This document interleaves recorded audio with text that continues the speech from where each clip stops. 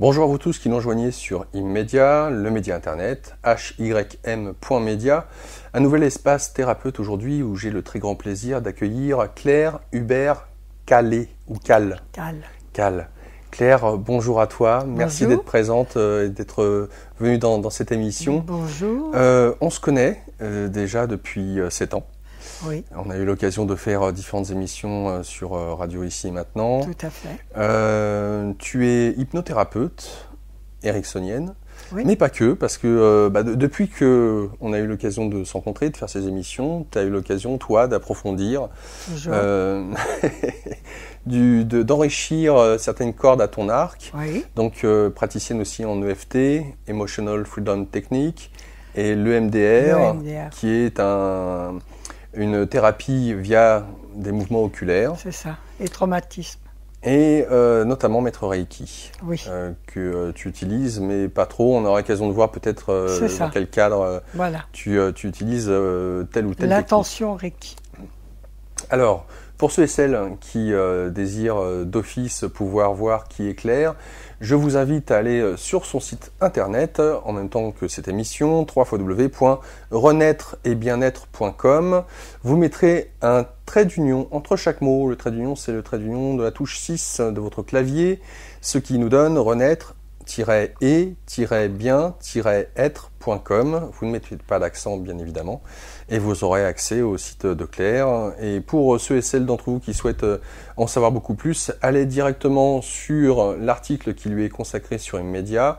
C'est le lien que vous avez dans le descriptif de la chaîne YouTube, puisque Immedia, ce n'est pas qu'une chaîne YouTube, il y a bien d'autres avantages à aller sur le site avec des compléments d'information. Donc ne posez pas de questions sur qui est Claire, où est-ce qu'on peut la joindre, etc.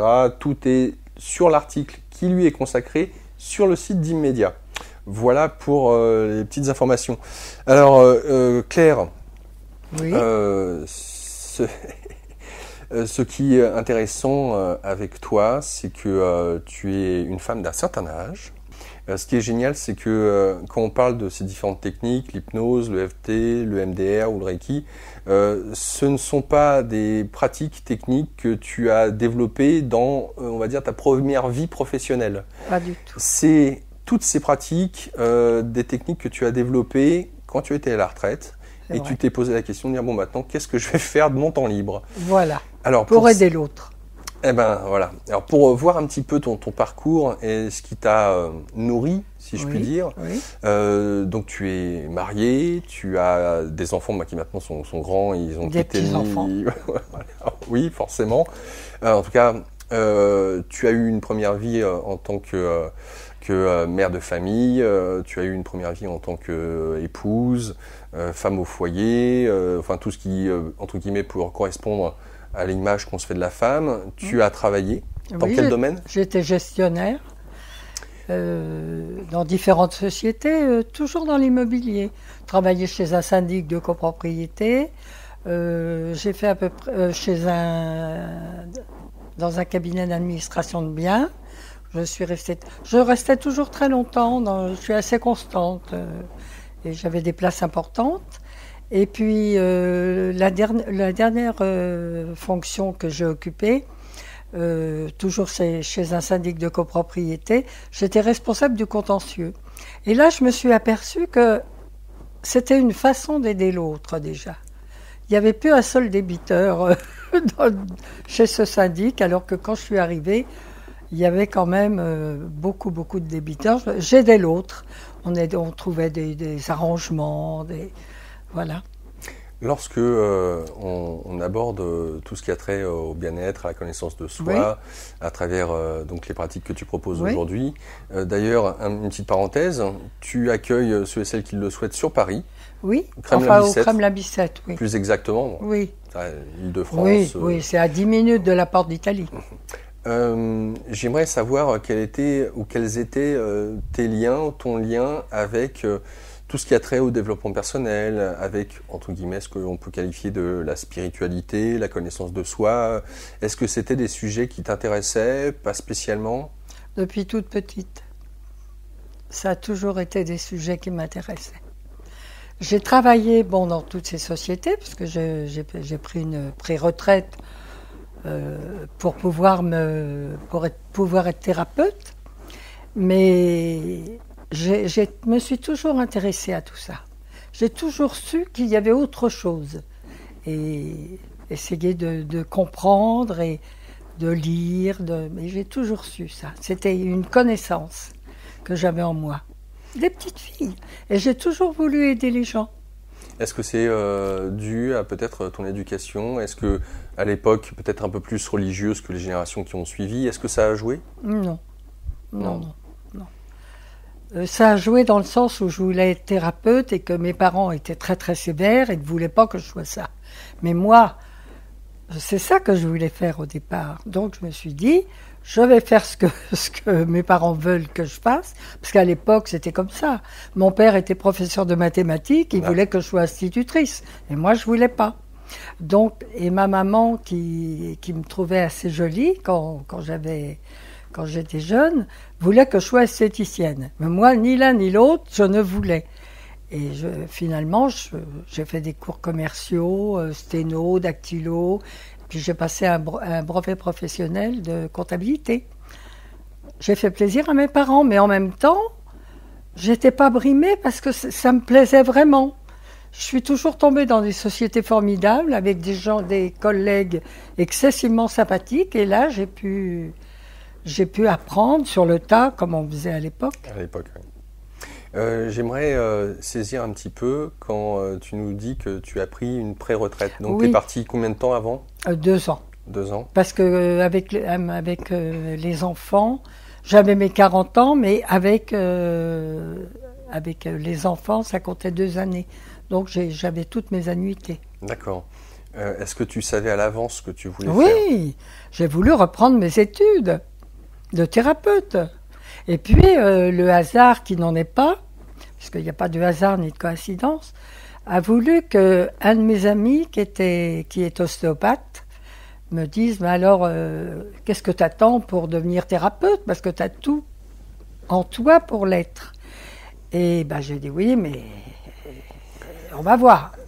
Et puis un jour, il me téléphone, il me dit, il y a un Anglais, élève d'Erickson, qui vient sur Paris, qui donne des cours d'hypnose. Je t'y vois très très bien, vas-y, je t'inscris. J'ai dit, écoute, laisse-moi quand même le temps de réaliser. Et puis ça s'est fait comme ça. Moi j'ai été fascinée. Alors on avait 1 semaine, 3 semaines de réflexion, et il revenait 1 semaine pour le diplôme. Et vraiment, dès les premiers jours, j'étais complètement fascinée par l'hypnose. Bien qu'il y avait un interprète, donc les mots, c'était sûrement, on a perdu, puisque lui il parlait qu'en anglais, avec une interprète française forcément, mais c'était fascinant. Est-ce que tu peux nous expliquer comment il est possible que ça soit un ami qui choisisse, entre guillemets, pour toi, au point de t'inscrire à un stage d'hypnose, parce que ça aurait pu être... Est-ce que tu avais une idée, avant que cet ami choisisse, on va dire, pour toi, est-ce que tu avais une idée un petit peu de, ok, être thérapeute, aider les autres, mais peut-être dans quel cadre, quels outils? Est-ce que tu avais déjà une idée? J'avais absolument pas une... Hypnose, hypnose ericksonienne, j'en avais entendu parler, mais le destin a voulu que ça passe par lui. D'accord. Faut avoir une sacrée confiance. Oui, dire, dans parce que il doit bien te connaître. C'est un ostéopathe qui était déjà tout à fait particulier. Je l'avais connu, c'est un Vendéen. Je l'avais connu en Vendée bien avant, et je l'avais connu par ma maman qui avait un problème au pied et qui pouvait plus marcher. Et j'ai eu comme un déclic en disant, mais j'ai souvent des choses comme ça qui m'arrivent. Dire à maman, on va aller à la pharmacie, parce qu'on lui faisait des piqûres tous les jours, elle n'allait pas mieux, elle pouvait de moins en moins marcher. J'ai dit, écoute, on va aller dans une pharmacie, on va essayer de trouver un ostéopathe dans une grande ville à côté d'où nous étions. Et j'ai dit, il faut qu'on aille à cette pharmacie-là. Alors maman n'était pas tout à fait d'accord, il y avait toujours un monde fou. Elle me dit non, je préfère aller ailleurs, etc. J'ai dit non, il faut qu'on aille là. Et là, dans cette pharmacie, il n'y avait personne. On est arrivé, une personne est venue. J'ai dit, est-ce que vous connaissez un ostéopathe pour ma mère? Je voudrais trouver quelqu'un. Ah, j'ai ce qu'il vous faut. J'ai quelqu'un avec un pendule. J'ai dit, c'est ça. C'est celui-là. Et il ne voulait pas nous recevoir parce qu'il avait un monde de fous. Et puis finalement, il a reçu ma mère. Le lendemain, elle a pu marcher. J'étais fascinée. Il avait des méthodes tout à fait particulières. Il travaillait avec une certaine méthode. Et j'étais fascinée. Et puis on s'est revus parce que quand il venait à Paris, il venait chez nous. On le recevait, il prenait toujours des cours. Et c'est là qu'il m'a dit, il y a quelque chose pour toi. Fascinant. Fascinant. Lorsque... c'est intéressant parce que lorsque cet ami ostéopathe choisit pour toi notamment de t'inscrire, entre le moment où tu es à la retraite ou pré-retraite et le moment où tu commences la formation, il se passe combien de temps? Oh, pas longtemps. De toute façon, moi, je ne tiens pas en place. C'est quoi, pas longtemps? 1 an? Oh, même pas. Quelques mois. D'accord. Ah oui, oui, oui. Le temps de partir en vacances, me demander pourquoi je me levais le matin, ça y est, c'est parti. D'accord. Est-ce que tu connaissais l'hypnose? Est-ce que tu en avais entendu parler? Est-ce que tu savais ce que ça pouvait régler, aider Rien du tout. Tu n'avais jamais entendu parler de l'hypnose? Si, j'avais entendu parler comme tout le monde, mais sans m'y intéresser. Tu avais des idées préconçues sur l'hypnose? Pas du tout. Non, non. J'ai commencé à lire les bouquins d'Erickson, à me mettre un petit peu dans l'ambiance dès que j'ai commencé les cours, mais sinon, non, pas du tout. Alors, est-ce que tu peux nous expliquer, je pense que c'est important parce que même si aujourd'hui l'hypnose est de plus en plus généralisée, qu'on en entend plus en plus parler, il n'en reste pas moins que les personnes qui ne connaissent pas ou peu s'imaginent qu'il s'agit forcément de manipulation, qu'avec l'hypnose, on aurait tendance à, entre guillemets, vendre ça comme des fois de la panacée, alors que pas du tout, et qu'il y a derrière cette image forcée qu'on a quasiment, qui est de l'hypnose de spectacle. Ah ben c'est ça, c'est de l'hypnose hollywoodienne, on dit. C'est pas du tout comme ça, ça peut pas être comme ça. C'est l'hypnose thérapeutique, pour un problème particulier, ou simplement un bien-être, ou quelque chose à régler, ou pas. Simplement une énorme détente. Alors, je sais, et on le sait aujourd'hui maintenant, l'hypnose est utilisée notamment ça peut être dans les soins intensifs, salle de réveil. Pour la chirurgie aussi. Oui, comme avec la sophrologie. D'ailleurs, on sera intéressant de voir pour toi si tu vois une différence, on y reviendra. C'est aussi utilisé pour proposer des anesthésies, entre guillemets. C'est ça. Ou remplacer une anesthésie. Certaines personnes peuvent être allergiques, ont des problèmes de santé, et ça peut mettre en danger le fait qu'elles aient donc des anesthésies. L'hypnose marche très très bien, sans effet secondaire. Tout à fait. Et sur des fois des opérations qui peuvent être relativement lourdes. Donc, qui peuvent durer 5 heures, la personne se lève et part comme s'il n'y avait rien eu. Alors, maintenant que j'ai dit ça, j'aimerais que tu nous expliques quelle est pour toi la définition de l'hypnose. Eh bien, l'hypnose, le cerveau n'est pas fait d'une boule de neurones comme beaucoup de gens le pensent. Il y a 2 hémisphères qui sont reliés par un pont qui s'appelle le pont qualien. Et les informations toujours viennent de l'hémisphère gauche à l'hémisphère droit qui les réalise. Mais il y a toujours une lutte du conscient. Souvent, alors que l'inconscient fait notre vie, mais il prend tout au premier degré. C'est-à-dire qu'il prend l'information, on fait notre vie avec nos pensées, nos intentions, nos croyances. C'est-à-dire que le conscient envoie l'information à l'inconscient qui le matérialise immédiatement. Donc, pendant l'hypnose, qu'est-ce qui se passe ? Le conscient et l'inconscient vibrent à la même mouvance. Et on peut donner des suggestions positives à l'inconscient qui va les réaliser. Il n'y a plus cette lutte du conscient et de l'inconscient, parce qu'ils ne fonctionnent pas de la même façon, les deux hémisphères. Donc il y en a un qui émet une pensée, par exemple, et l'autre qui la réalise, sans juger. L'inconscient ne juge pas. C'est le conscient qui juge, qui analyse, qui décortique. Mais l'inconscient reçoit et fait. Vous voyez la différence? Oui, et c'est intéressant parce que pourquoi est-ce que tu associes, par exemple, l'hémisphère gauche au conscient, si je suis tes propos, hein, et l'hémisphère droit à l'inconscient? Pour les droitiers, c'est ce qui se passe. C'est comme ça que je l'ai appris. Et pour les gauchers, alors? Ah ben, mon professeur m'a dit que c'était de l'autre côté, mais enfin, de toute façon, on a deux hémisphères bien différents qui ne fonctionnent pas de la même façon, et l'inconscient fait notre vie. C'est-à-dire que quand on dort, par exemple, la conscience dort, mais on continue de vivre.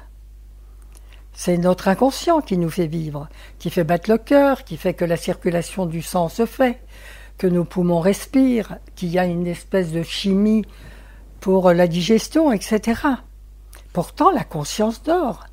Notre inconscient nous fait vivre. Si on se lève le matin, c'est grâce à lui. C'est un stock d'apprentissage aussi. Quand on est petit, la lettre A, c'est difficile à faire, la lettre B, la lettre E, etc. Mais maintenant, inconsciemment, on écrit des pages entières, des lignes entières, inconsciemment. Mais ce qu'on ne sait pas, c'est ce que l'inconscient doit nous donner, simplement pour tenir le stylo. Ou pour marcher. Quand on est petit, on marche à quatre pattes, après on se lève, on marche. Mais ce qu'on ne sait pas, c'est ce que doit faire l'inconscient pour nous faire avancer, simplement un pas devant l'autre ou courir. C'est une autre fonction encore.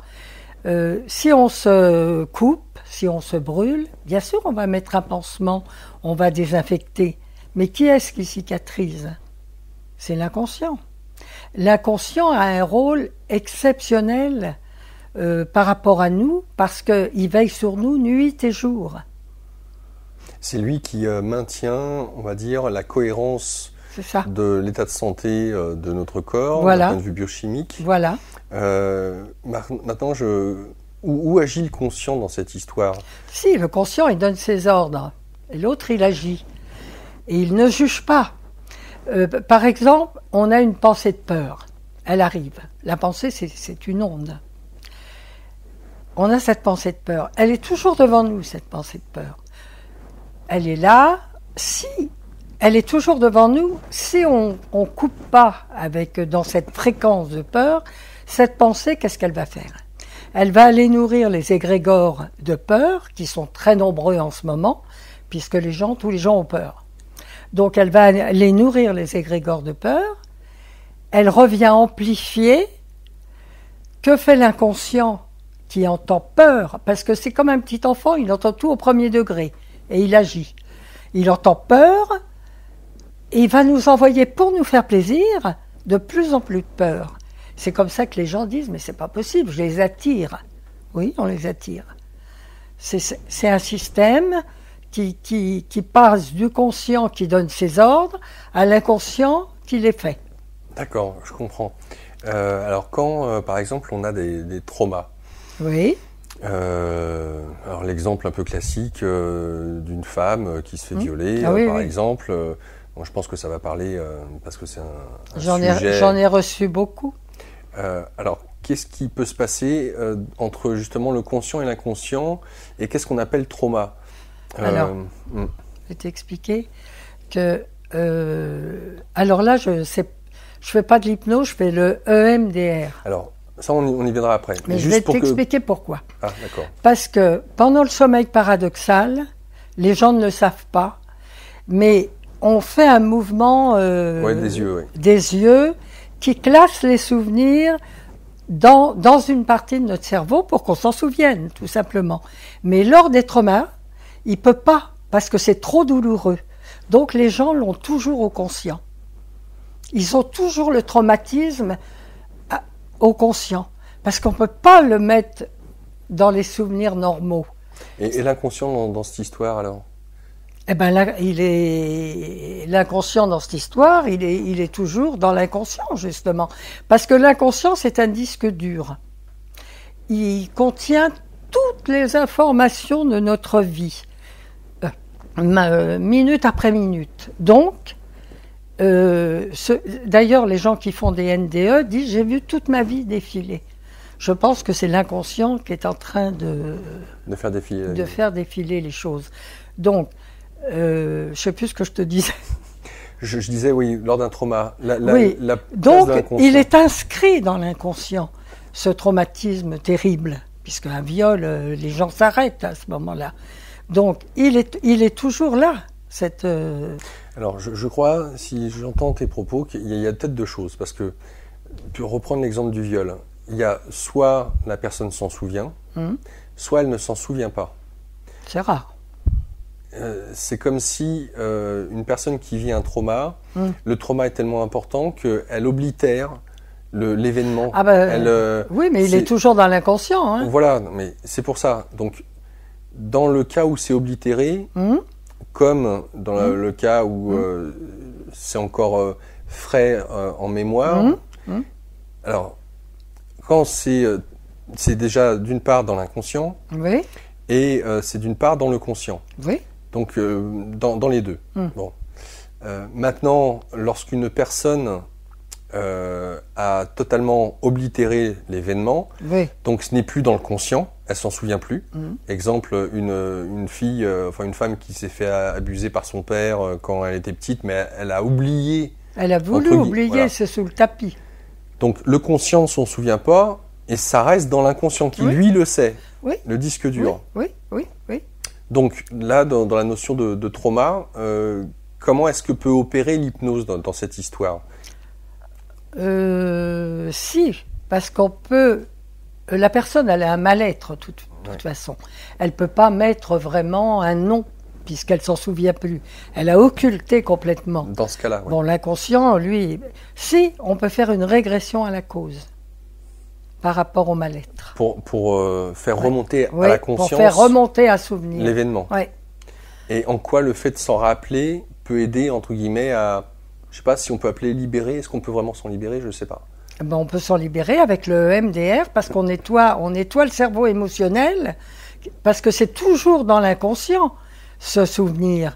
Et puis, il peut y avoir un schéma qui se reproduit, une odeur, un parfum, un mot, quelque chose qui ramène l'inconscient à ce souvenir-là. Le conscient ou l'inconscient, enfin, l'inconscient à ce souvenir-là, et qui peut revenir. Par exemple, quand il nous arrive un événement, un nouvel événement, on est là, on reste sans voix, comme on dit, on n'a aucune réaction. Que fait l'inconscient?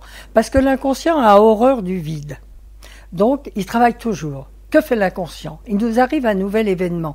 Il va chercher dans la mémoire du passé un événement qui pourrait se rapprocher au nouvel événement et il nous le reprojette.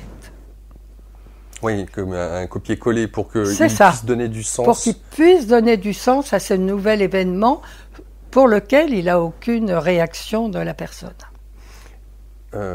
Lorsqu'on a donc un trauma qui n'est pas arrivé à la conscience, lorsqu'on fait une séance d'hypnose, on arrive à faire en sorte que ce qui était de l'ordre de l'inconscient arrive à la conscience, donc la personne s'en rappelle. C'est ça. Est-ce obligatoire que sous hypnose, on se souvienne de tout ce qui nous est arrivé durant la séance d'hypnose? Non. Ça dépend de quoi? Ça dépend de la personne, comment elle prend l'hypnose, où c'est caché, où c'est tellement douloureux qu'elle n'a pas envie, malgré qu'elle ne s'en souvienne pas vraiment, de le remettre en mémoire. Oui. Ça dépend.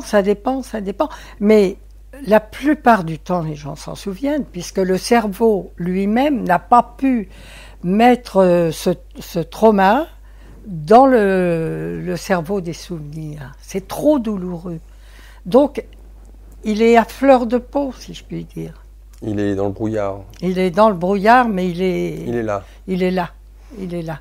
Et ça m'est peu arrivé hein, que les gens viennent me voir. Alors, quel serait... est-ce qu'il y a un intérêt à ce que la personne s'en souvienne sous hypnose? Le fait de s'en souvenir alors qu'elle ne s'en souvenait pas, qu'elle l'avait mis justement Ah ben dans oui, cette parce zone. qu'à ce moment-là, on console. On demande, par exemple, régression à la cause. On demande à quelle époque ça revient.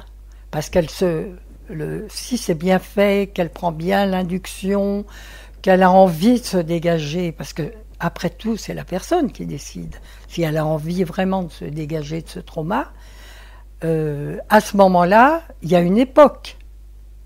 Donc, des fois, c'est des souvenirs d'enfants. Hein. Il y a un enfant, j'ai 5 ans par exemple, le souvenir revient à 5 ans. À ce moment-là, on fait revenir le souvenir et on console la petite fille.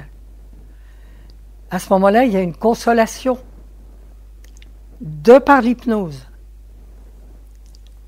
Et ça, c'est imparable. et est-ce à dire que... Parce que souvent la petite fille pleure. Et pourquoi elle pleure alors? Pourquoi elle pleure? On la questionne. Parce que c'est une hypnose justement où on questionne. On demande qu'est-ce qui se passe, quel âge as-tu, pourquoi tu pleures, ceci, cela. Et après, la petite fille, elle est heureuse. Parce qu'on la console. Et est-ce que c'est une manière de transformer la scène traumatique du viol, par exemple, par autre chose? On remplace la chose. Quand tu parles de consoler, je veux dire, comment on peut consoler une petite fille qui a été violée, par exemple? Si, parce que moi, personnellement, toutes les personnes que j'ai reçues pour des viols, je dis bien filles ou garçons, ils s'en souvenaient, ça les bloquait, il n'y avait pas de souci. Mais une régression à la cause, quand il y a quelque chose qui bloque, par exemple, on console au moment où c'est arrivé, souvent c'est des enfants, on console l'enfant en hypnose.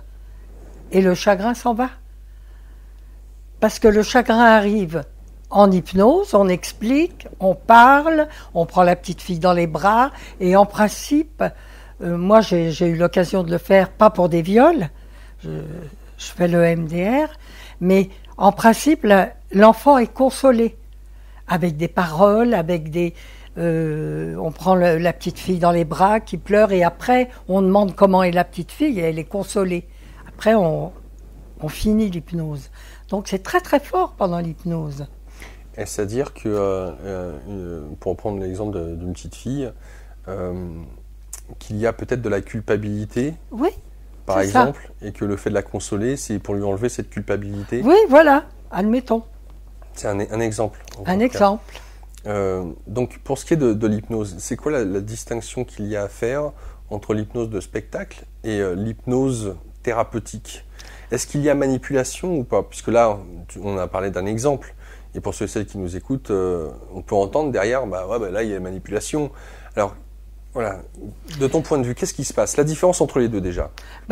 Déjà, on ne peut jamais rien faire à quelqu'un en hypnose qui ne lui correspondrait pas profondément dans son être. C'est impossible. Il y a une cliente, par exemple, une petite dame qui est venue, qui me dit j'ai jamais fait d'hypnose. Elle me regarde bien. Elle me dit vous allez pas me dire d'aller tuer mon mari. J'ai dit comment? Mais qu'est-ce que c'est que ça? Et alors, on ne peut rien faire en hypnose quelqu'un qui hors ce qu'elle pense, comment elle agit, comment elle est au plus profond de son être. C'est impossible. C'est impossible, ça. Alors, par exemple, l'hypnose de spectacle, c'est complètement différent. J'ai vu plusieurs émissions. C'est bien et c'est pas bien parce que, comment je pourrais vous dire, les gens perdent conscience pendant quelques instants. Et quand ils reviennent, c'est très embêtant parce qu'ils savent pas ce qui s'est passé. Alors que l'hypnose thérapeutique, ils entendent tout. Ils participent. Il y a même des régressions à la cause où on les questionne, ils répondent, ils savent tout. Alors que la personne qui perd conscience, c'est un moment de sa vie où elle ne sait pas ce qui s'est passé. Et j'ai vu une émission de télé où il y avait comme ça... alors, j'ai pas vu le début, mais ils font ça. Moi, je ne sais pas comment ils font. Hein. Mon professeur savait, mais bon. Les gens perdent conscience et la jeune femme est revenue en robe de mariée avec un petit mari qu'elle ne connaissait pas. Et pendant un moment, j'ai vu l'effondrement de cette femme qui revenait pensant qu'elle s'était mariée avec cet homme qu'elle ne connaissait pas. J'ai vu un chamboulement, et ça c'est très très gênant. La personne pendant quelques secondes ne sait pas ce qui s'est passé. Il y a une coupure. Est-ce à dire que... je donne un exemple, hein, parce qu'il y a différents stades de transe dans l'hypnose. Oui. Et on peut très bien, dans un cadre thérapeutique, l'hypnose thérapeutique, amener une personne à ne plus se souvenir de la séance, de ce qui a été dit ou fait durant la séance. Si c'est le cas, est-ce que là aussi, ça serait dû au fait que la personne donne sa confiance ou a confiance dans le thérapeute, parce que j'imagine que la confiance dans le thérapeute est essentielle, et que notamment ce qui a pu être échangé entre l'inconscient de la personne et le thérapeute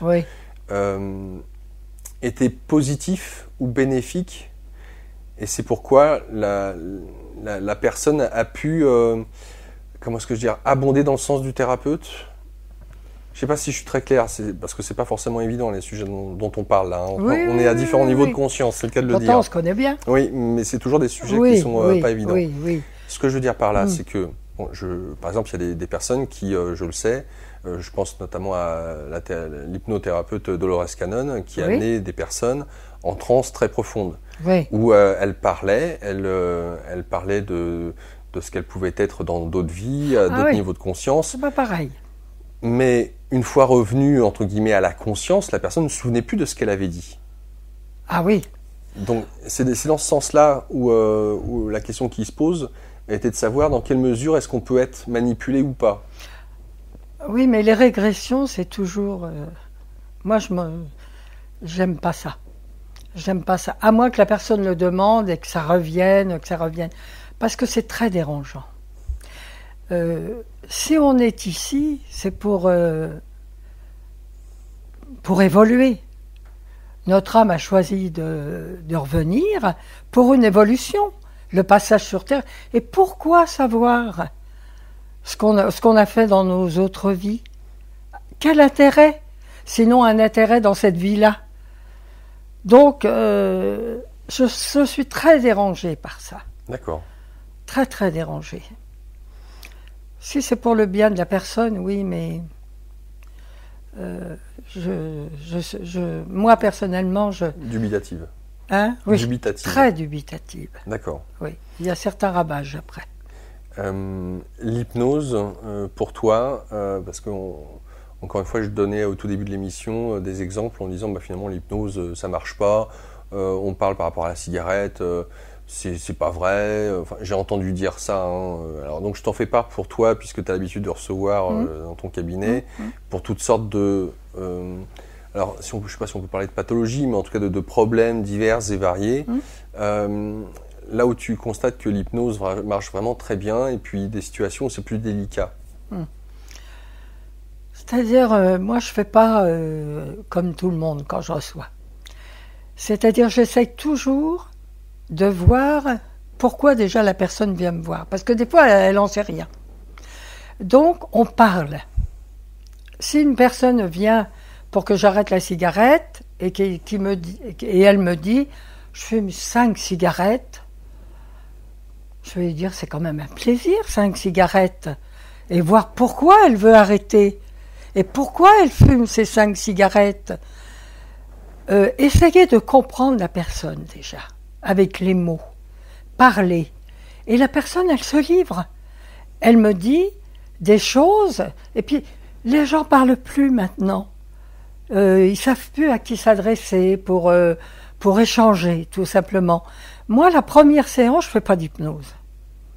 Je parle avec les gens. Et quand on parle, on comprend. On comprend la personne. Et toujours savoir d'où les choses arrivent. Et puis, elle nous lâche. D'un seul coup, dans la conversation, tiens, il y a un monsieur qui est venu parce qu'il avait peur du vide. Je dis, bon, on parle. Un homme excessivement sympathique. On parle tous les deux, on parle. Et d'un seul coup, dans la conversation, il me dit, j'ai vu ma mère se défenestrer 2 fois. J'ai dit, d'accord, j'ai compris. C'est ça qu'on va traiter. Il n'y a plus peur du vide. Il y a une partie des paroles, les gens ont véritablement un besoin de parler, en confiance, avec des personnes qui ne les jugent pas, qui va les comprendre, et à partir de là, on peut les aider. Mais d'accord. Tu comprends ? Oui, l'hypnose est là dans un second temps, en tout cas. Moi, j'ai des gens qui me suivent depuis assez longtemps, qui m'ont dit, tu sais, parce qu'il y en a qui me tutoient, formidable, tu sais, on vient de voir, tu nous redonnes la pêche. Et l'hypnose, c'est la cerise sur le gâteau. Donc, je les écoute. Donc, dans quel cadre l'hypnose est un outil intéressant ? C'est-à-dire qu'il y a une façon de voir les gens, de les accepter, de connaître leurs problèmes, d'essayer de les aider dans leurs problèmes. Et ils me disent que je leur redonne la pêche. Et l'hypnose, c'est à part. Je sais pas, il y a quelque chose qui se passe avec les gens qui viennent me voir, qui ont envie de me parler, parce qu'ils savent que je ne juge pas et que je les comprends et que je voudrais les aider. Avec n'importe quelle méthode. Parce qu'il n'y a pas que l'hypnose, il y a aussi le EFT, il y a des techniques qui m'ont été données, tu vois. On va en parler, Claire. Là, on reste, si tu le veux bien, dans sur l'hypnose. C'était pour savoir en quoi l'hypnose est intéressante. Parce que, ok, hypnose, il y a des hypnothérapeutes qui ne font que de l'hypnose. Je sais. Or, tu as rajouté l'EFT, le MDR et notamment le Reiki. Voilà. Donc, moi, ce que j'entends pour avoir autant de cordes à ton arc, c'est que tu as pu constater que l'hypnose était bien dans spécifiquement peut-être certaines problématiques et moins bien dans d'autres. Je sais pas. L'hypnose est bien dans tous les cas de figure. C'est quelque chose d'incroyable. Mais quand les gens viennent me voir, que je parle avec eux, je fais la technique qui va leur convenir le mieux pour les aider. D'accord. Si je vois dans la discussion, parce que la parole c'est important, si je vois dans la discussion que la personne a, parce qu'ils ne me le disent pas tout de suite qu'ils ont subi un trauma, ils ne me le disent pas tout de suite, c'est au cours de la conversation, on prend confiance, on parle et hop, ils me le disent. Là je me dis, avant l'hypnose, il faut que je fasse le MDR pour retirer cette scène traumatisante, parce qu'elle est toujours là. Toujours dans l'inconscient et le conscient aussi, la plupart du temps. Donc, je dis, il vaut mieux faire le MDR, puis je leur apprends tout seul, quand il y a des traumas, par exemple, que je ne suis pas là pour faire les mouvements oculaires, je leur apprends aussi quelque chose que m'a appris mon prof. Donc, ils peuvent aussi tout seuls continuer, et puis je leur donne des phrases, parce que j'explique aussi la loi de l'attraction. Ça, les gens ne savent pas, les phrases positives, coupées quand on a... Donc, c'est tout un système que j'ai mis en place pour aider l'autre, au mieux par rapport à la personnalité de l'autre. Ok, ça je trouve ça super et à mon sens très important pour répondre au mieux à la demande, d'avoir cette première consultation pour... si la personne elle ne sait pas pourquoi elle vient, en tout cas de pouvoir faire un bilan général, apprendre à connaître l'autre, ça je trouve ça super. Voilà. Maintenant pour ce qui est de l'hypnose. Alors, Ben, forcément. Parce que tu me parles de l'EMDR, excuse-moi, juste Oui. pour vraiment qu'on soit clair. Oui. Tu me parles de l'EMDR. Oui. Parce que tu sens que le problème de la personne pourrait être résolu avec l'EMDR. Ah oui. Or, il y a d'autres problèmes qui pourraient être où l'hypnose serait peut-être plus intéressante Oui. d'être utilisée. Oui. Donc c'est pour ça que je souhaite savoir pour toi en quoi l'hypnose est vraiment super. Et puis après, on verra en quoi pour toi l'EFT est vraiment génial. Qu'est-ce qui te fait que tu choisis tel outil plutôt que tel autre? En parlant avec la personne, j'ai comme une intuition, tu comprends? D'accord. De me dire, pour cette personne-là, il faut telle chose. Donc il n'y a pas de règle, c'est ça que tu dis? Non, il n'y a pas de règle. Quand la personne vient me voir et que je comprends comment elle fonctionne, avec tout ce qu'elle peut me dire, j'ai suffisamment l'expérience pour me dire, on va retirer cette scène-là qui la bloque et puis ça l'empêche d'avancer dans la vie. Oui, ça ok, mais la retirer, parce que si j'entends ce que tu dis, tu peux très bien la retirer avec le MDR. Oui. Tu peux très bien la retirer avec l'EFT. Oui, enfin l'EFT, c'est surtout la personne qui le fait chez elle. Hein. Ou alors tu peux très bien la retirer avec l'hypnose. Oui. Alors, la première séance, en principe, je ne fais pas d'hypnose. Je le dis aux personnes.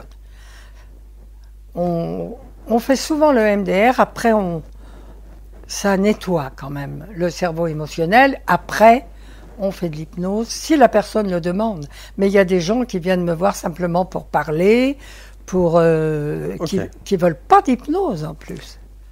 Alors, bon, et apparemment, je ne sais pas dans quelle mesure tu veux pas qu'on parle de l'hypnose. Si, je veux qu'on parle de l'hypnose. C'est-à-dire toutes les maladies psychosomatiques, c'est extraordinaire. Comme quoi? Par exemple, une migraine qui n'a rien de pathologique et qui t'arrive. J'ai reçu un monsieur, 30 ans de migraine. Il ne pouvait pas manger avec sa famille, toujours obligé d'aller se coucher.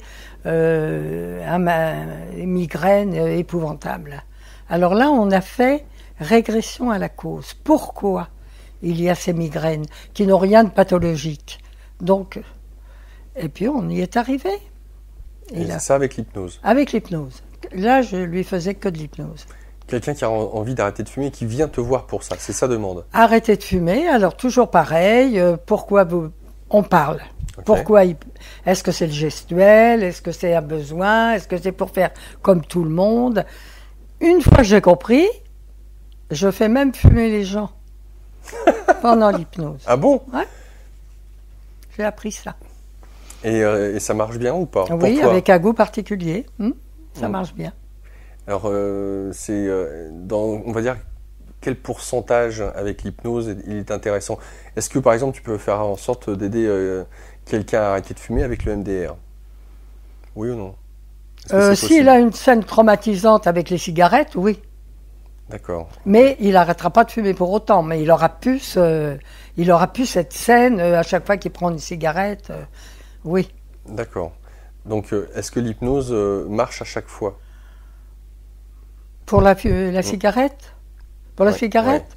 Pas forcément. Alors voilà, c'est là où je veux en revenir, je te remercie. Alors, qu'est-ce qui fait que pour certains ça marche et pour d'autres ça marche pas? Est-ce qu'ils veulent vraiment arrêter? Voilà. C'est la volonté. Hein. Voilà, alors il y a peut-être ça, et peut-être que tu mentionnais que l'inconscient, pour lui, voilà, il veut nous protéger. Et que la notion de bien et de mal, il n'est pas dans le jugement. Il ne juge pas. Il n'est pas dans le jugement. Donc peut-être que quelqu'un qui fume, pour l'inconscient, c'est important qu'elle continue de fumer, parce que ça la protège de certaines choses. Donc peut-être qu'en conscience, la personne a envie d'arrêter, c'est ça. Mais que l'inconscient, lui, derrière, dit non, pour la sécurité ou la protection de l'individu. Il y a toujours le plaisir dans l'inconscient. Voilà. Donc comment savoir si la personne a réellement envie? C'est-à-dire que tu nous dis, oui, ok, on va parler ensemble, on va voir, etc. Mais quelqu'un, imagine, je suis fumeur. Je viens de voir, mon conscient, Laurent, se dit, j'ai envie d'arrêter de fumer. Je viens de voir, on va parler, et puis, sans même que tu me mettes en hypnose, tu vas me dire, peut-être, suite à notre conversation, écoute, Laurent, je crois qu'en fait, Il y a une part de toi qui a vraiment pas envie d'arrêter de fumer. Tout à fait. Donc ça ne sert à rien de faire l'hypnose. Parce que pour toi, peut-être fumer est quelque chose, pour ton inconscient en tout cas, qui est bon, qui est positif, etc. Donc tu auras peut-être beau mettre une certaine motivation, ça ne changera rien au fait que... Si, ça changera parce que le nombre des cigarettes diminue. Ah, bah voilà, ok. Alors, est-ce qu'on peut remplacer justement pour l'inconscient, si pour l'inconscient c'est important de garder la cigarette parce que ça protège la personne, ça la rassure ou ce genre de choses, est-ce qu'on peut remplacer la cigarette par autre chose? Bah, oui, par des valeurs. Par du sport, par exemple. Par exemple. Oui. Et avec l'hypnose, pas en mangeant, hein. Hein? Parce qu'il y a des gens qui prennent des kilos et ils ne veulent pas arrêter parce qu'ils ont peur de perdre des kilos. Oui, il faut remplacer par des valeurs, bien sûr. Plutôt. Des valeurs. Oui, par du sport, par d'autres choses. Et ça, c'est tout à fait possible. Oui, c'est tout à fait possible.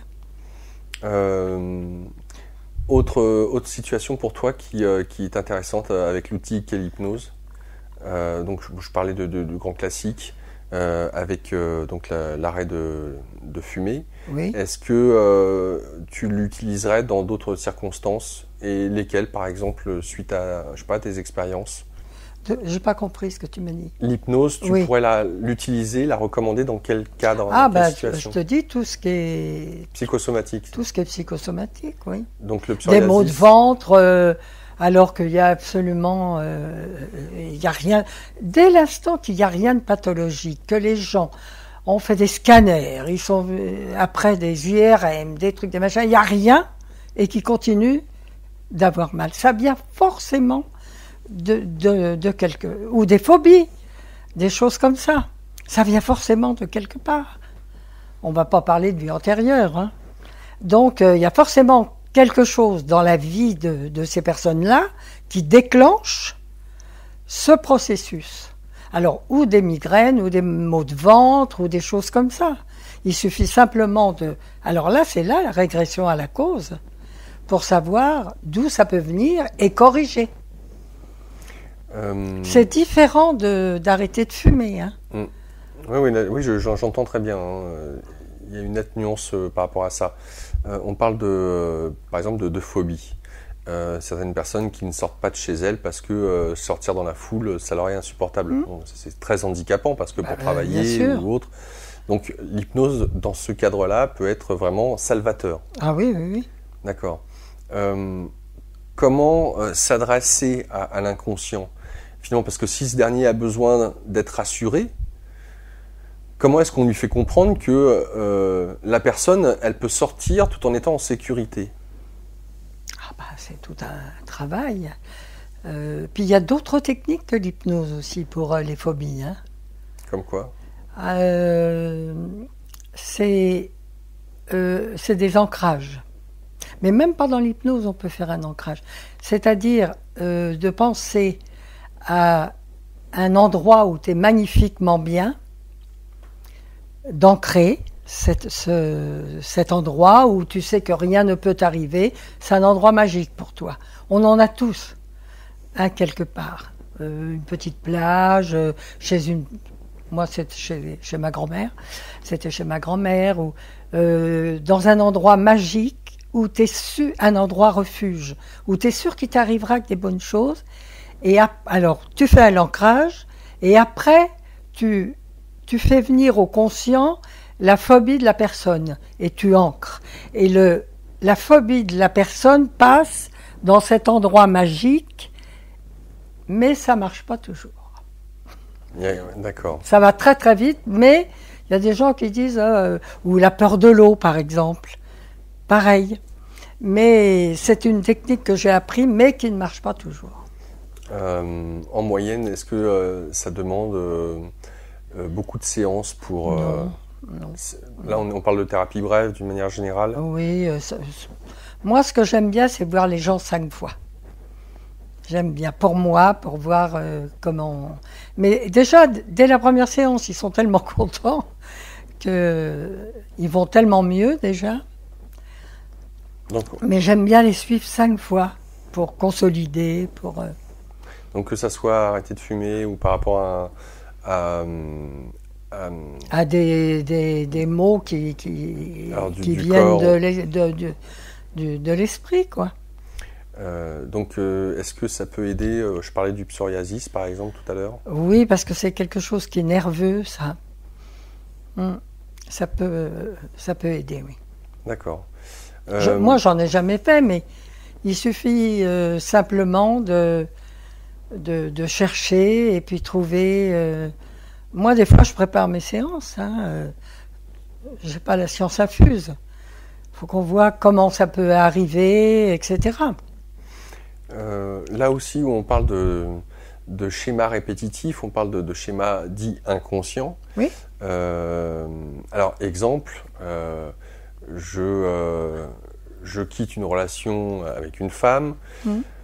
Je reprends, entre guillemets, une relation avec une autre femme. Oui. Et puis, même si la femme est différente, qu'en apparence c'est différent, mais il s'avère que c'est les mêmes conflits, les mêmes problématiques qui reviennent, etc. Là, on va parler de schémas répétitifs. Exemple, c'est pas une obligation, mais une femme qui se fait battre par son mari, qui arrive à rompre, qui se remet en couple, et puis à nouveau, elle se fait battre, ou voilà. Parce qu'elle les attire.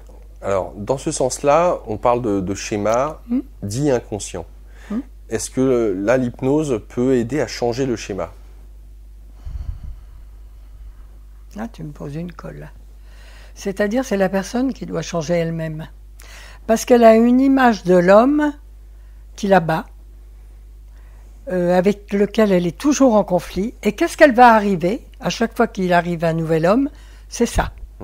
Il faut qu'elle, dans sa tête, qu'elle arrive à changer son image de l'homme. À ce moment-là, elle attirera l'homme. Si tu veux, c'est un travail à faire. Est-ce que l'hypnose peut aider à ça? Est-ce que l'hypnose peut aider? Oui, on peut quand même donner des suggestions que l'homme... oui, quand même. Parce que même. On peut penser qu'une femme qui sort d'une relation avec un homme qui la bat, on peut bien évidemment penser que la première chose qu'elle souhaite, c'est retomber sur un homme qui soit bien, gentil, doux. Voilà, elle donc le souhaite on peut pas. donner des suggestions positives par rapport à l'homme. Mais il faut que le travail soit fait à l'intérieur d'elle déjà. De voir sa vision de l'homme autrement que ce qu'elle a toujours vécu. Parce que plus elle va voir cet homme qui la bat, toujours avec des conflits, elle va les attirer. Sans les connaître, parce que c'est subtil. Hein. On attire ce qu'on pense et ce qu'on veut. Oui, mais certainement même au niveau inconscient. Au niveau inconscient. On les attire inconsciemment. Il faut qu'elle fasse un travail à l'intérieur d'elle-même pour considérer l'homme autrement, et là, elle attirera l'homme comme elle pense.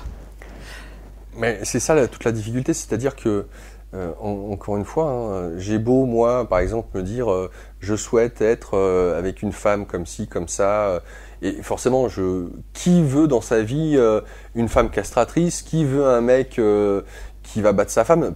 Personne, qu'on soit un homme ou une femme, on veut pas ce genre de relation en conscience. Donc la difficulté, c'est j'ai beau, moi, changer mon regard sur la femme en conscience, c'est pas pour autant que je vais attirer une femme qui va pas être castratrice, si justement le problème se trouve au niveau de l'inconscient. Parce que si c'est l'inconscient, c'est qu'est-ce que je peux changer de l'inconscient? Comment je peux mettre en lien, moi, en conscience, ma problématique vis-à-vis de la femme, si c'est de l'ordre de l'inconscient? Je pense justement que l'hypnose, là, peut être géniale. Oui, c'est-à-dire on peut donner des suggestions positives pour montrer le regard de l'homme. Oui, bah, certainement. En tout cas, apparemment, tu n'en as pas eu de... Non, j'ai pas eu de ça. Intéressant. Parce que Tu l'attires pas. J'ai une autre technique encore. Si tu veux, moi, je prends toutes les techniques pour faire du bien à l'autre, qui peuvent marcher. J'ai jamais réfléchi à ça en hypnose. Mais je prends une feuille de papier avec 2 colonnes. Comment voyez-vous les hommes aujourd'hui?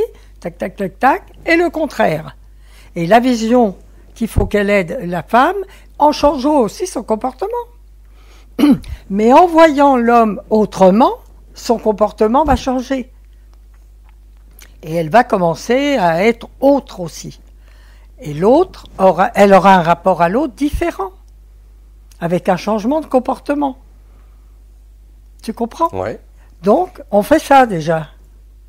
On change le regard. Ça, en tout cas, pour des bases, ça j'entends bien. Voilà. Alors, j'entends que tu fais appel, on va dire, à ton intuition pour ce qui est des outils. Alors, est-ce que tu peux nous expliquer d'où vient le MDR? Qu'est-ce que c'est? Eh bien, c'est une femme qui a découvert ça. Je ne sais plus son nom. C'était pour les GI, quand ils rentraient de guerre.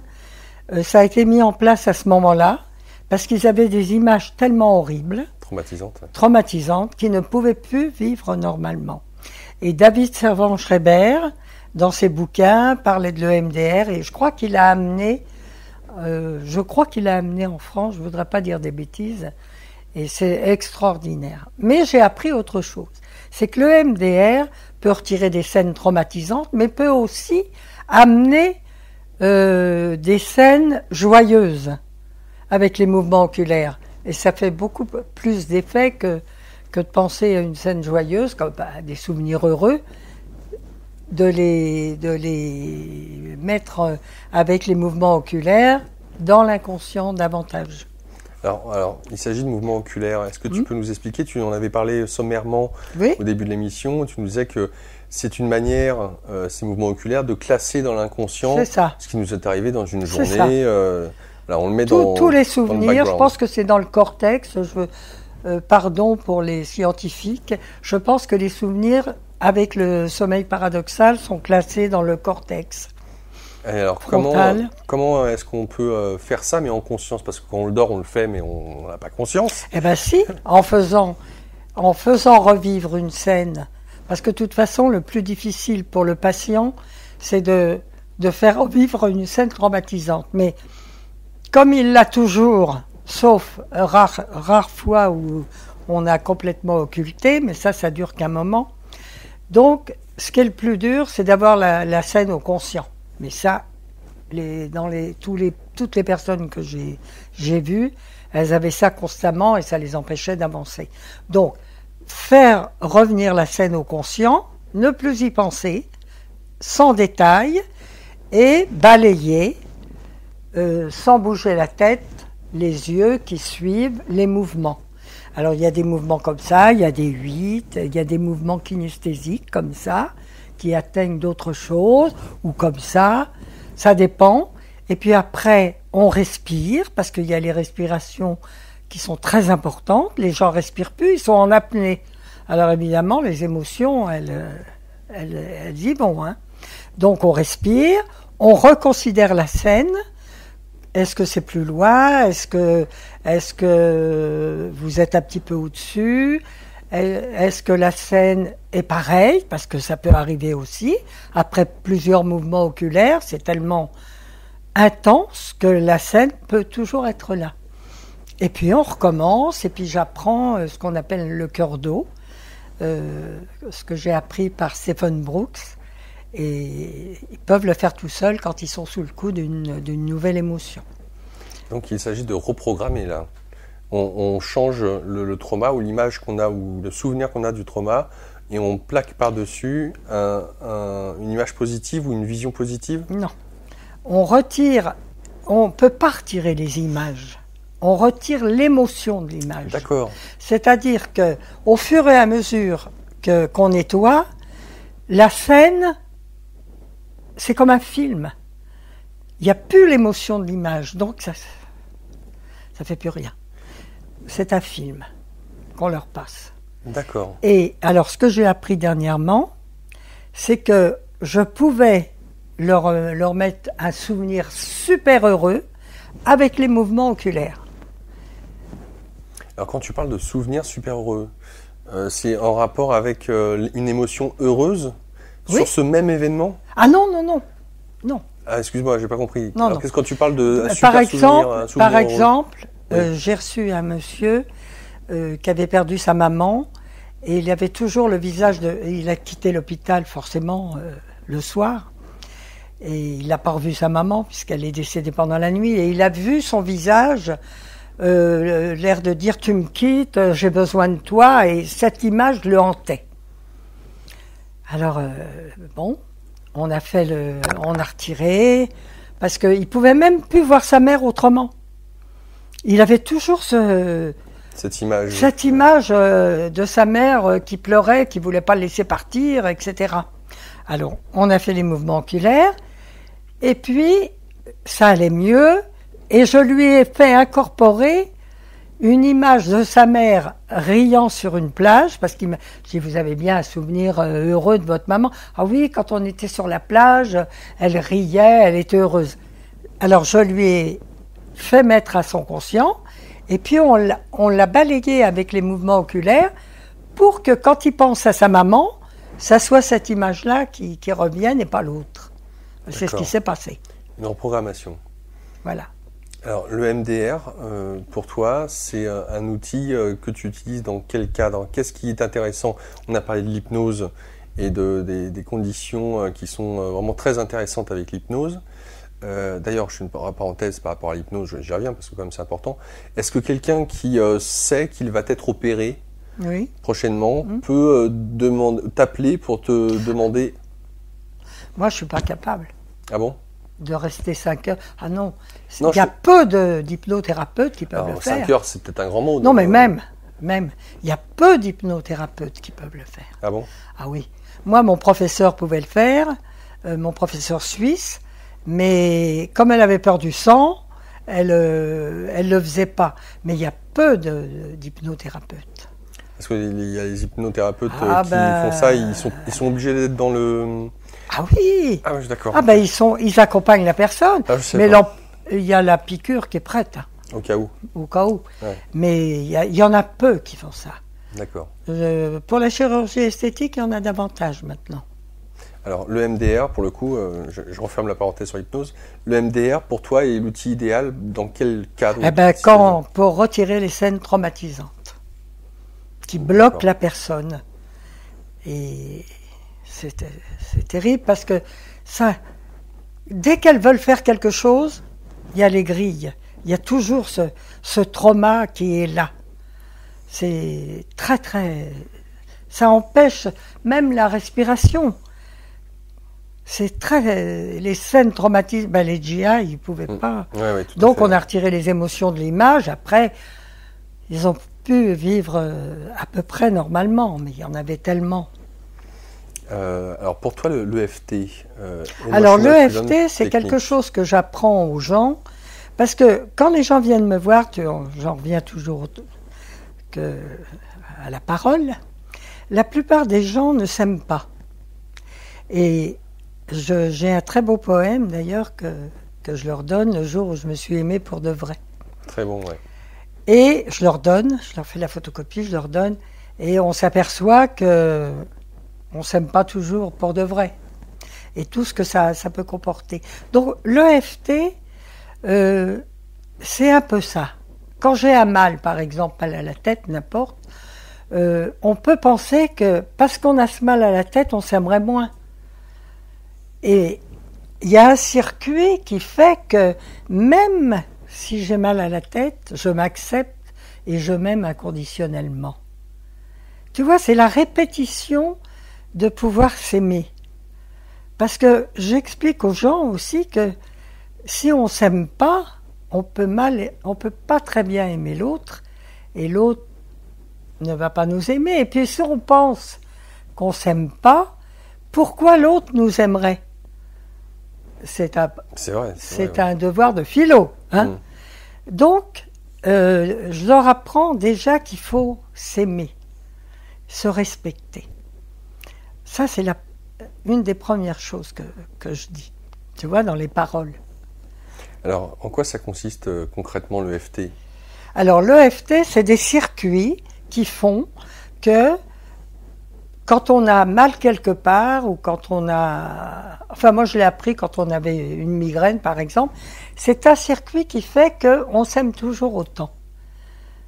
Et le mal arrive avec ce circuit. La femme qui me l'a appris elle prend jamais de médicaments. Dès qu'elle a quelque chose, elle commence son circuit. Même si j'ai mal à la tête, admettons, même si j'ai mal à la tête, je m'accepte et je m'aime inconditionnellement. En conscience, hein. Pas comme un perroquet. Même, etc., voilà. Tu vois? Donc, c'est dans ce sens-là. Mais la personne, il faut qu'elle le fasse. Moi, le EFT que j'indique, c'est ça. La personne le fait elle-même. Donc, si j'entends donc, il s'agit de tapoter sur des zones du corps Sur spécifiques. des zones, oui, un circuit. Moi, je connais ce circuit-là. Ça marche très très bien. En disant la phrase, c'est vrai que ça marche très très bien. Et alors, j'y vois comme une sorte de mantra ou de prière. Oui, ça peut être comme un mantra, oui. Et pourquoi toucher le corps? En quoi est-ce que ça serait... Moi, j'ai appris cette technique. C'est certainement des points qui t'aident. Et puis cette notion de, si tu as une maladie, pourquoi tu n'aimerais pas ton corps? Je pense qu'il y a ça dans cette notion de EFT. Il y en a qui s'en servent pour beaucoup d'autres choses. Mais moi, je l'indique aux personnes. Donc pour toi, c'est un moyen de redonner un amour propre auprès de ceux qui viennent te voir. Oui, parce que, pour leur apprendre à s'aimer, tout simplement. À s'aimer, se respecter. Alors, est-ce que tu peux nous expliquer, par exemple, tu donnais ton amie qui pratique l'EFT sur elle, quand elle a des migraines ou qu'elle a mal à la tête ou autre. En quoi... Enfin, j'essaye de jouer l'avocat du diable. Hein. En quoi le fait que j'ai des migraines serait un manque d'amour pour moi? Et pourquoi je ne m'aimerais pas avec mes migraines? Ou mes migraines, sans parler de migraines, parce que les migraines c'est quelque chose de particulier, on en a parlé au début de l'émission. On va dire, voilà, j'ai mal à la tête. Bon, ok. Est-ce pour autant que je m'aime pas? Non, pas nécessairement. Bah, tu vois ce que je veux dire? Oui, mais... Alors, si, quand même. Quand même. Quand tu as mal quelque part, on râle après soi. Mal, et tout ce que ça comporte derrière. Si par exemple tu as mal aux pieds, tu ne peux pas marcher, tu vas en vouloir à tes pieds, tu vas en vouloir à ton corps, tu vas vouloir pour qu'il t'empêche plein de choses que tu pourrais faire en marchant. Tu comprends? C'est subtil. C'est subtil. Parce que la première chose que tu dois faire quand même, c'est t'aimer toi-même. Si tu t'aimes toi-même, il y a plein de choses, déjà les autres, sans parler, ils le savent. Ils le ressentent. Ils le ressentent. Et si tu rentres dans une pièce, par exemple, la confiance en soi, c'est ce que je dis toujours. Tu sais tout de suite la personne qui rentre dans, si elle a confiance en elle ou pas. Ça se sent. Les gens le sentent. Et c'est une faille où on peut s'engouffrer facilement pour faire perdre pied à l'autre, si tu veux. Et s'aimer, c'est pareil. Quand on s'aime, il y a des choses qu'on n'accepte pas des autres. Et les autres le sentent, sans avoir besoin de parler. Donc, cette notion de s'aimer soi-même, s'aimer autant qu'on aime les autres, ça, c'est pas évident.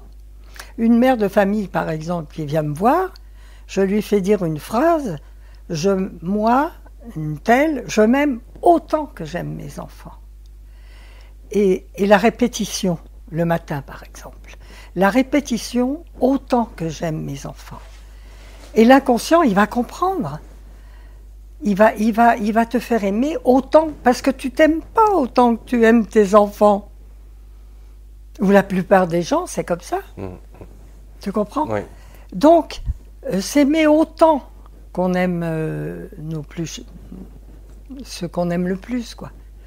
Il y a une fois une dame, je demande toujours, je dis, je suis indiscrète, quels sont les... Moi, c'est mon chat. Pourquoi pas? D'un côté, c'est triste, mais d'un côté, c'est beau aussi. Je m'aime autant que j'aime mon chat. À ce moment-là, cet amour, il va te revenir. Parce que l'inconscient comprend très bien toutes ces phrases.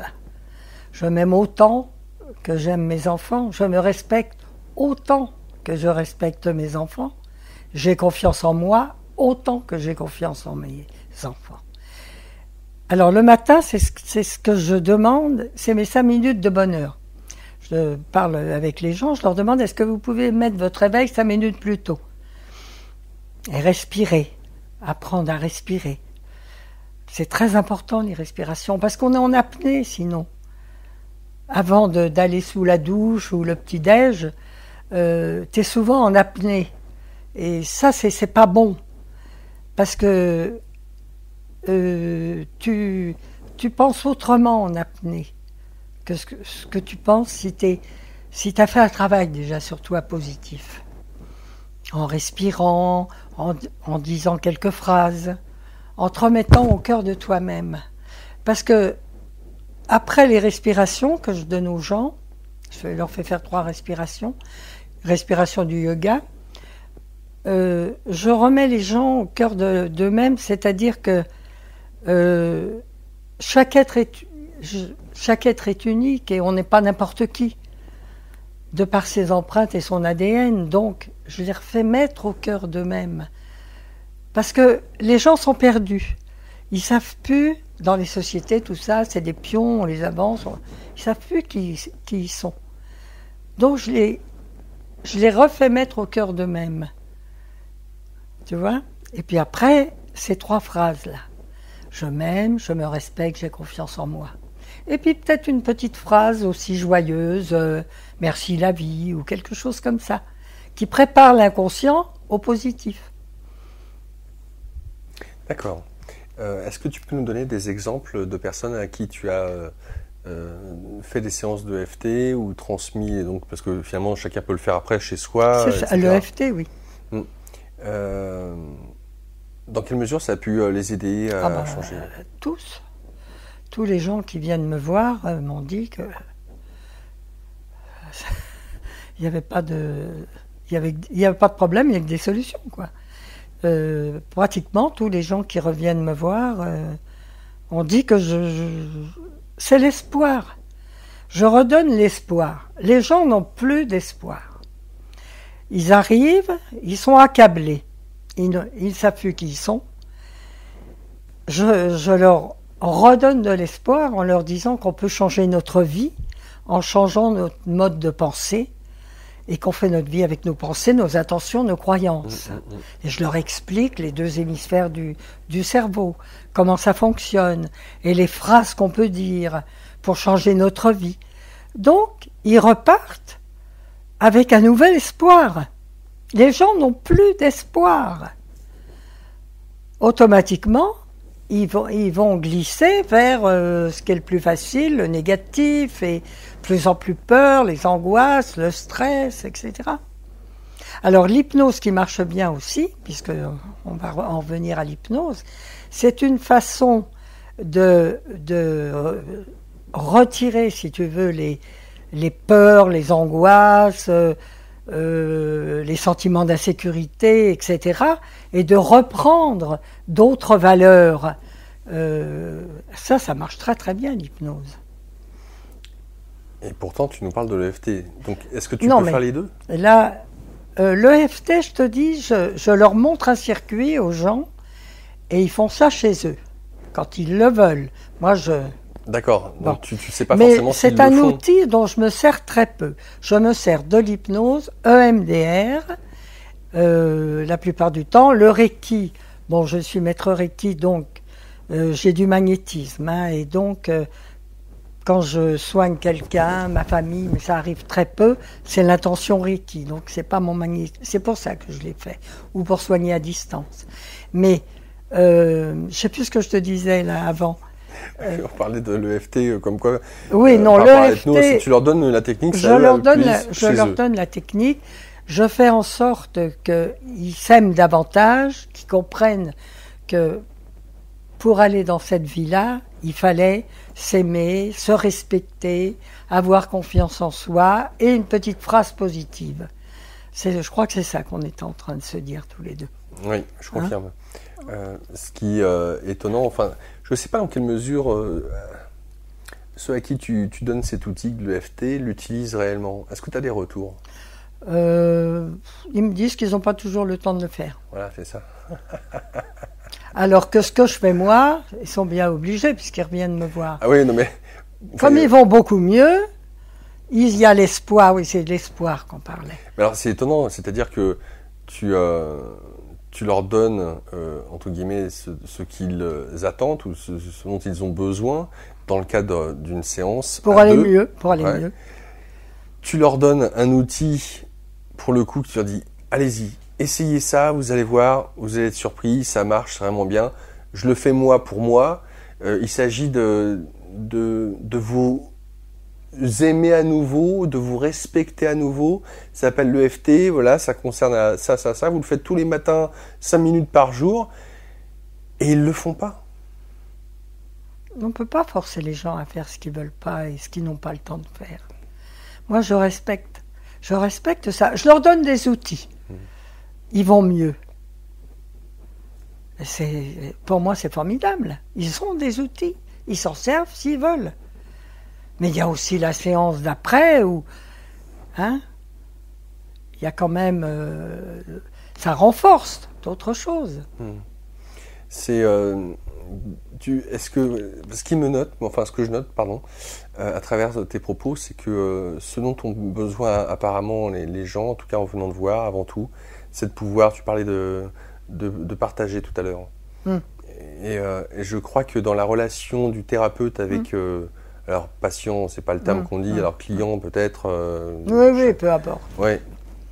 Que ce qui est essentiel en tout cas, c'est de renouer avec cette communication avec l'autre. Cette relation qu'on a. Relation, mais aussi avec soi.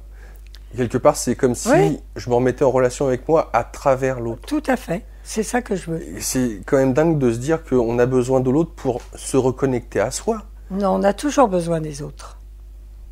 Toujours besoin des autres. Souvent, une personne extérieure, pour les évidences. Elles sont enfouies, nos évidences, en nous. Et justement, nos évidences, elles sont enfouies. Puis, je te dis, on est dans un monde où les gens n'ont plus d'espoir. La plupart des gens n'ont plus d'espoir. Ils ne savent plus à quel sens se vouer, comme on dit. C'est la société qui veut ça. Donc, les évidences, ils l'ont au fond d'eux, mais pour leur remettre ces évidences au goût du jour, il faut souvent passer par quelqu'un d'extérieur. Et là, ils retrouvent leur valeur. On va dire que l'hypnose de la société est profonde alors. L'hypnose de la société. Ah oui. Donc pour toi, l'hypnose, elle est, j'allais dire, au quotidien dans la société ? Je sais pas, dans les journaux, la publicité, les médias. C'est ça que tu veux dire ? Ouais. Non, je n'irai pas jusqu'à là, mais c'est possible. Je n'irai pas jusqu'à là, mais je sais pas. Tu sais, sur les paquets de cigarettes, quand il y avait marqué... Fumais-tu ? Ça, je faisais mettre du blanc à tous les gens qui venaient me voir. Pourquoi ? Mais pourquoi ? Parce que le cerveau sait lire. Oui, ok. Il lisait. L'inconscient, à chaque fois que tu fumais une cigarette, ça allait te tuer. D'ailleurs, ils ont supprimé. Les neurosciences, quelqu'un a dû leur dire. Non, c'est encore... plus moins qu'avant. Hein. Oui, enfin, maintenant, c'est pas marqué fumer-tu, c'est fumer développe la fertilité, c'est pas pareil. le cancer du poumon, ou que sais-je c'est encore. pas pareil, les gens, ils ne le lisent pas jusqu'au bout. Fumer-tu, tac. Le cerveau a enregistré. Il enregistre tout ça. C'est quand même terrible, ce que tu es en train de nous dire. C'est-à-dire qu'il y a une sorte d'injonction. Mais oui. Qui est pas forcément directe. Mais ils n'ont pas réfléchi à ça. Hein. Tu crois ? Ah j'en suis sûr. Parce que là, pour ce qui est valable pour le paquet de cigarettes, là, tout à fait valable pour les publicités. Parce que quand on regarde les publicités, c'est des injonctions, c'est toujours des injonctions. C'est jamais c'est rarement des questions. C'est fait pour ça. Donc, à la question que je te posais, est-ce que la société, les médias nous hypnosent ? En tout cas, ils tendraient à... je veux pas avoir de problème, mais enfin... D'accord, ok.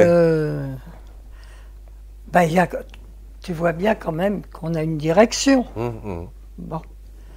Ce qui m'interpelle, c'est que tu nous disais tout à l'heure que l'inconscient ne peut pas, on peut pas faire à l'inconscient ce qu'il n'a pas envie de faire. Ou si c'est, non, c'est pas ce que tu as dit exactement. Tout.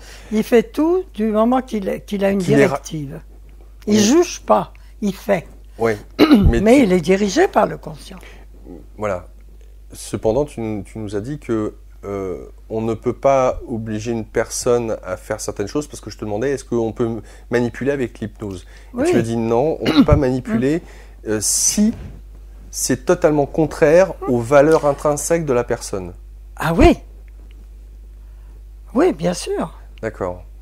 Donc pour ce qui est d'une sorte de manipulation, finalement on parle de la société ou d'une manière générale, ce que tu nous dis a des conséquences extrêmement fortes, à savoir les mots que nous utilisons pour nous parler les uns les autres, et des conséquences que cela a sur les injonctions qu'on s'envoie sans même s'en rendre compte. Bien sûr. Donc l'importance des mots. Bien sûr. Mon professeur me l'a dit, pardon, l'autre fois. Il m'a dit, attention Claire, l'inconscient n'a pas d'humour. Comment ça, il n'a pas d'humour? Eh bien, quand on fait un trait d'humour en disant des choses qui peuvent, je ne sais pas, je ne peux pas te donner un exemple. Oui, est-ce que tu es bête? Oui, oui. Par exemple, elle nous disait, pour un même travail, si vous dites « c'est difficile », notre inconscient va nous le rendre très difficile. Si on dit « c'est pas facile », l'inconscient ne connaît pas la négation. Il entend facile, il va nous le rendre facile. Les mots comptent, bien sûr.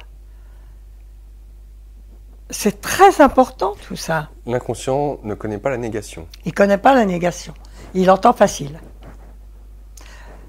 Moi, à l'âge de... Moi, je suis tombée dans le bain toute jeune.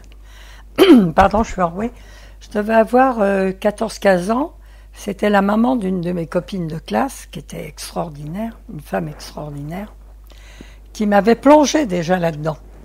Elle m'avait dit, ma petite Claire, quand tu as peur de quelque chose, il faut que tu affirmes une phrase qu'elle m'avait donnée, qui m'a rendu énormément de service, même encore aujourd'hui. Elle m'avait dit, ce que je crains le plus n'arrivera jamais, car je n'ai pas peur. Et cette phrase, affirmée comme je l'ai dit, à chaque fois que je craignais quelque chose, elle a marché du tonnerre de Dieu, parce que je l'affirmais très très fort. Et quand j'ai commencé mes études sur l'inconscient, que j'ai vu qu'il ne connaissait pas la négation, il entendait, car je n'ai pas peur, il entendait peur. Donc je l'ai changé en disant, car je suis protégé. Mais cette phrase, elle marchait quand même, parce que je l'affirmais avec une telle force que l'inconscient comprenait et que j'ai pu m'en servir toute une partie de ma vie, dès que j'avais peur de quelque chose. D'accord, donc ce que tu es en train de nous dire, c'est que non seulement il y a les mots choisis, sachant que la négation n'est pas entendue par l'inconscient, mais plus fort que les mots, c'est surtout l'affirmation. J'entendais plutôt l'intention ou la force de conviction. C'est ça.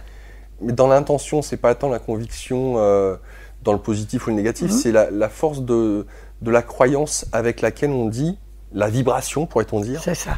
Qui, elle, est plus importante que le choix des mots, entre guillemets. D'accord. Donc il y a quand même un ordre croissant à l'importance de l'intention, des mots, ou des images, etc. Quand tu as un désir, par exemple, que tu veux que ton inconscient te le reproduise, c'est l'affirmation de ce que tu veux comme si c'était fait. C'est ça qu'il comprend. Et je fais le tableau visionnaire, tu connais? Non. C'est un tableau sur lequel tu peux mettre tes désirs comme s'ils étaient faits. Et puis tu n'y penses plus, et ils sont écrits, et ça arrive. Par exemple, un architecte avait dessiné la maison de ses rêves, par exemple. Et il n'y pensait plus. Puis comme il était architecte, c'était très bien pour dessiner. Et il dit, j'ai déménagé 3 fois dans ma vie. Et puis ça n'allait jamais. Il y avait toujours quelque chose qui n'allait pas, obligé de redéménager, etc.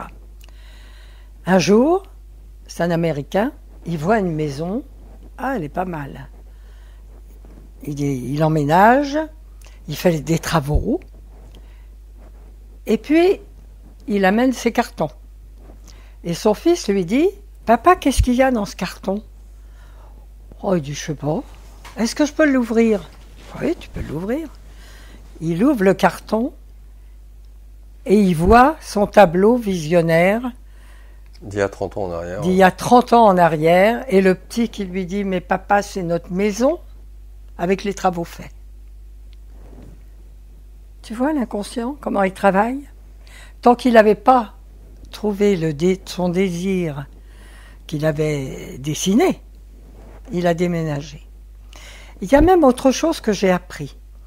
Dans les hôpitaux, tu sais qu'on a un membre, quand on nous ampute d'un membre, ça s'appelle, je crois, le membre témoin. Bon, oui, qui fait toujours. Oui. Non. Le membre fantôme. Oh, c'est ça. Qui nous fait toujours souffrir, oui. Même quand il n'est pas là. C'est vrai. Qu'est-ce qu'ils font dans les hôpitaux? Pourquoi? Parce que le cerveau n'a pas enregistré. Qu'est-ce qu'ils font dans les hôpitaux? Ils mettent un miroir pour montrer que le membre n'existe plus et la douleur s'en va. Comment un miroir peut résoudre oui, ça? Ben voilà. Comment un miroir? Parce que le cerveau a enregistré que le membre n'était plus là, donc il a pu le faire souffrir.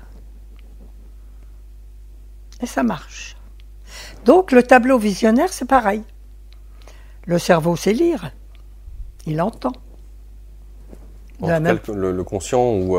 Oui, de toute façon, le cerveau, là, du coup. Disons que autant l'inconscient peut percevoir peut-être à 100% de tout ce qui a trait au sensible, autant le conscient, lui, ne peut qu'enregistrer une fraction de ce que l'inconscient perçoit. L'inconscient perçoit beaucoup plus de choses. C'est ça, et puis il les fait, il les réalise en plus. C'est pour ça que l'inconscient, ayant réalisé que la jambe n'existait plus, il a pu la faire souffrir. Oui, par rapport aux membres fantômes. Par rapport aux membres fantômes, mais c'est très important. C'est très important. Et le tableau visionnaire, c'est de la même façon. Tu comprends? Il a compris notre désir, c'est fait, et comme ce n'est pas fait, il va nous le faire. Peut-être que ce qui est de plus dur, parce que tu n'es pas... Greg Braden en parle très bien. Ah ben très bien, ouais. Ben, je comprends. Ce qui serait intéressant, Claire, dans ce que tu as dit sur justement la loi d'attraction, et je pense que c'est là où la plupart des gens ont beaucoup de difficultés, c'est d'avoir la conviction que leur demande est déjà exaucée. La plupart des gens s'imaginent, ils y repensent, et il y a cette difficulté à croire que ça va arriver. Et parce qu'ils y repensent, c'est comme s'ils disaient qu'ils doutaient. Je vais te dire comment il faut faire. L'inconscient comprend, c'est voir, entendre, ressentir. Quand tu as un désir, tu ressens comme si en émotion, comme si c'était fait. Et là, ça marche. Répéter comme un perroquet, ça ne marche pas. C'est l'émotion que comprend l'inconscient. C'est le cerveau émotionnel, en somme. Tu comprends? Et donc, par exemple, quelqu'un qui veut maigrir, il me dit, sur mon tableau, je vais mettre moi avec 20 kilos de moins. Ça ne marche pas. Parce que l'inconscient connaît. Donc, il ne fait rien. Il met une jolie silhouette avec le visage de la personne, il va tenter de le faire. Parce qu'il ne connaît pas. Tu vois la différence? Dès le moment où il faut ressentir ce que cela ferait, de se sentir, entre guillemets... L'inconscient, il travaille comme ça. Pour maigrir, il faut aimer son corps. Si tu aimes comme il est, si tu n'aimes pas ton corps comme il est, tu ne maigriras pas. Ouais, c'est ça. Il faut se regarder dans la glace, il ne faut pas faire ça déjà, parce que là c'est un conflit de silhouettes. Il faut bien se regarder dans la glace et Et dire oui, j'ai des petits bourrelets, mais c'est provisoire. Et ça, l'inconscient le comprend. Et il va faire en sorte que ça change. Comme pour la silhouette, qui ne connaît pas et qui va tenter de faire. Mais la silhouette de toi, où tu as 10 ou 20 kilos de moins, ça ne l'intéresse pas, il connaît. Tu vois ce que je veux dire? Dès le moment où il s'agit de ressentir, voir, entendre, ressentir. Comme si c'était déjà là. Comme si c'était fait. En aimant la situation présente. Voilà. Voilà. Oui. Toute la difficulté. Hein. Aimer la situation présente. Voilà. Pour le vibrer. Voilà. C'est vraiment le plus important. Voilà. Et puis, le devenir positif avec l'inconscient. Est-ce que tu proposes des séances par Skype? Non. D'accord. Donc pour ceux et celles qui souhaiteraient avoir une séance avec toi, c'est venir Kremlin-Bicêtre. Oh bah ça dépend. Si ça peut se faire, moi je suis partante. Par Skype, tu veux dire? Oui, si ça peut se faire, si on me le met en place, parce que niveau informatique, bon.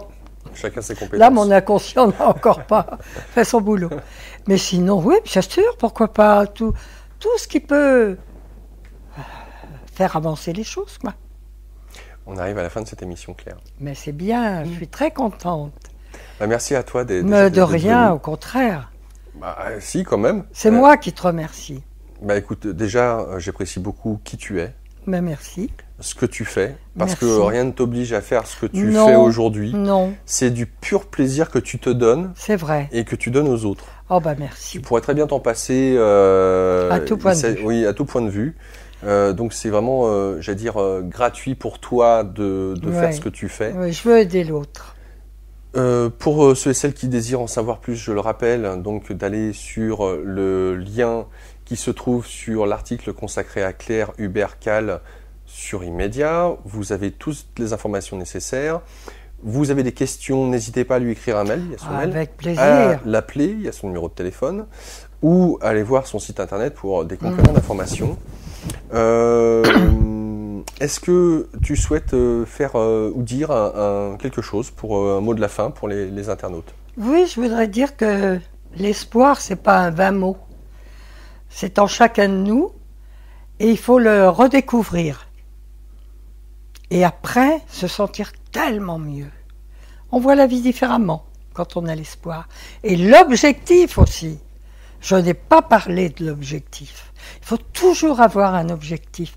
L'objectif, c'est une petite lumière qu'on a devant soi et qu'on suit. Ça change tout. Merci beaucoup, Claire. Voilà. Pour ceux et celles d'entre vous qui nous suivent, qui apprécient nos programmes, n'hésitez pas à mettre un pouce vers le haut, vers le bas si vous n'appréciez pas ce programme.